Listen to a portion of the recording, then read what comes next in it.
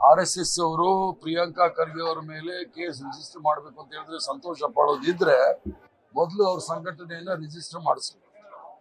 ಅದು ದ್ವಂದ್ವ ನೀತಿಗಳು ನಡೆಯೋದಿಲ್ಲ. ಕಾನೂನಿನ ಚೌಕಟ್ಟಿನಲ್ಲಿ law should take its own course. ನಾವು ಅದನ್ನ ಕೋರ್ಟ್ ಅಲ್ಲಿ ನಾವು ಅದನ್ನ ಯಾವ ರೀತಿ ಪ್ರತಿನಿಧಿಸಬೇಕು ಆ ತರ ಮಾಡ್ತೇವೆ. ಟಾರ್ಗೆಟ್ ಏನಾಗೋದಿಲ್ಲ. RSS ಅವರು ಮಹಾತ್ಮ ಗಾಂಧಿನೇ ಟಾರ್ಗೆಟ್ ಮಾಡಿದ್ದಾರೆ. ಯಾರ್ಯಾರು ಸಂವಿಧಾನವನ್ನ ನಂಬ್ತಾರೆ, ಯಾರ್ಯಾರು ತ್ರಿವರ್ಣದ ಬಗ್ಗೆ ಗೌರವ ಇಟ್ಟಿದ್ದಾರೆ, ಯಾರ್ಯಾರು ಜಾತ್ಯತೀತ ತತ್ವದ ಬಗ್ಗೆ ಗೌರವ ಇಟ್ಟಿದ್ದಾರೆ, ಅವ್ರನ್ನ ಟಾರ್ಗೆಟ್ ಮಾಡ್ತಾ ಇರೋದೇನು ಹೊಸದಲ್ಲ. RSS ಅವರು ಯಾವತ್ತೂ ಸಹ ಬ್ರಿಟಿಷರ ವಿರುದ್ಧ ಇದ್ದವ್ರನ್ನ ಟಾರ್ಗೆಟ್ ಮಾಡ್ತಾನೆ ಇದ್ದಾರೆ. ಅವ್ರು ಬ್ರಿಟಿಷರ ಪರ ಇದ್ದವರು. ಸರ್, ನಿನ್ನೆ ಚಿಕ್ಕಬಳ್ಳಾಪುರದಲ್ಲಿ ಇನ್ಸಿಡೆಂಟ್ ಆಗಿದೆ, ಪ್ರದೀಪ್ ಈಶ್ವರ್ ಅವರ ಮೇಲೆ ಚಪ್ಪಲಿ ಎಸೆತಾಗಿದೆ. ನಮಗೆ ಸಾರ್ವಜನಿಕ ಜೀವನದಲ್ಲಿ ಈ ತರ ಹಿಂಸೆಗೆ ಇಳಿತಕ್ಕಂಥದ್ದು ಸರಿಯಲ್ಲ. ಪ್ರದೀಪ್ ಈಶ್ವರ್ ಇರ್ಬೋದು, ಇನ್ ಯಾರೇ ಇರ್ಬೋದು, ಪ್ರಜಾಪ್ರಭುತ್ವದಲ್ಲಿ ಎಲ್ಲರೂ ಸಹ ಹೇಳಲಿಕ್ಕೆ ಅವರ ಹಕ್ಕಿದೆ. ಈ ಮಟ್ಟಕ್ಕೆ ಹೋಗೋದು ಬಹಳ ತಪ್ಪು. ಮತ್ತೆ ಅವ್ರಿಗೆ ಚಪ್ಪಲಿ ಎಸೆಯೋದೆಲ್ಲ ತಪ್ಪು, ಒಳ್ಳೇದಲ್ಲ. ಸರ್, ಈಗ ಬಿಡದಿಯ ವಿಚಾರದಲ್ಲಿ ಜಟಾಪಟಿ ನಡೀತದೆ. ಕುಮಾರಸ್ವಾಮಿ ಅವರು ಬರಲೇಬೇಕು, DK ಶಿವಕುಮಾರ್ ನಮ್ಮ ಜೊತೆ ಚರ್ಚೆಗೆ. ಈಗ ಕುಮಾರಸ್ವಾಮಿ ಅವರು ಕೇಂದ್ರ ಸರ್ಕಾರದಲ್ಲಿ ಮಂತ್ರಿ.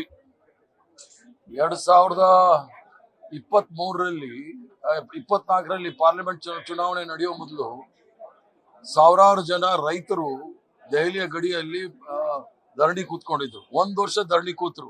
ಒಂದಿನಾನು ಪ್ರಧಾನಮಂತ್ರಿ ಹೋಗ್ಲಿಲ್ಲ. 800 ಜನ ಪ್ರಾಣ ಕಳ್ಕೊಂಡ್ರು.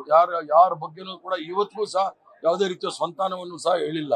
ಇವ್ರಿಗೆ ಯಾವುದೇ ನೈತಿಕ ಹಕ್ಕಿಲ್ಲ ನಮ್ಗೆ ಎಲ್ಲಿ ಕರಿಬೇಕು, ಎಲ್ಲಿ ಮಾತಾಡಬೇಕು ಅಂತ ಹೇಳಿ.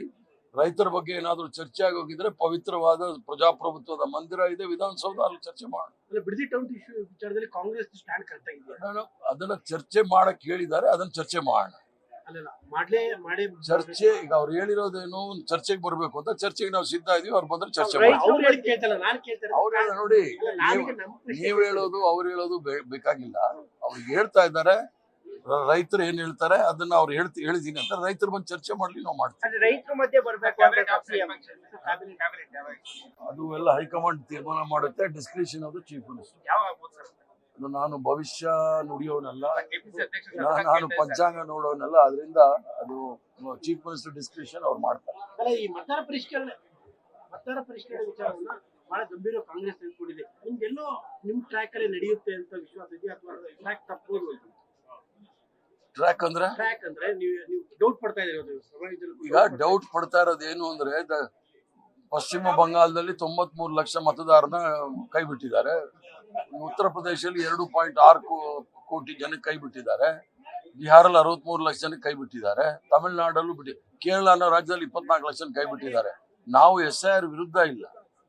SIR ಅವರು ಯಾರು ನಕಲಿ ಮತದಾರರು ಇದ್ದಾರೆ ಅವ್ರನ್ನ ತೆಗಿಲಿ, ಯಾರು ಲೋಕದಲ್ಲಿ ಅವ್ರನ್ನ ತೆಗಿಲಿ, ಯಾರು ಸ್ಥಳ ಬದಲಾವಣೆ ಮಾಡಿದಾರೆ ಅವ್ರನ್ನ ತೆಗಿಲಿ. ಇವರು ಟಾರ್ಗೆಟ್ ಮಾಡ್ತಾ ಇರ್ತಕ್ಕಂಥದ್ದು ಯಾರನ್ನು ಅಂದ್ರೆ, ಯಾರಿಗೆ ಹಕ್ಕನ್ನು ಸ್ವತಂತ್ರ ನಂತರ ಸಂಪೂರ್ಣವಾದ ಹಕ್ಕನ್ನು ಕೊಟ್ಟಿದ್ದಾರೆ, ಸಮಾನತೆ ವಿರುದ್ಧ ಇರ್ತಕ್ಕಂಥವ್ರು, ಎಲ್ರಿಗೂ ಸಹ ಈ ಹಕ್ಕು ಇರಬಾರ್ದು ಅಂತ ಹೇಳಿ ಯಾವ ದುರ್ಬಲ ವರ್ಗದವ್ರನ್ನ ದೂರ ಇಡ್ಲಿಕ್ಕೆ ಒಂದು ಷಡ್ಯಂತ್ರ ನಡೀತಾ ಇದೆ. ಅದರ ವಿರುದ್ಧ ನಾವು ಜಾಗೃತರಾಗಬೇಕು. ನ್ಯೂಸ್ ಫಸ್ಟ್, ನಿರ್ಭೀತಿಯಿಂದ ನಿಮ್ಮ ಪರವಾಗಿ.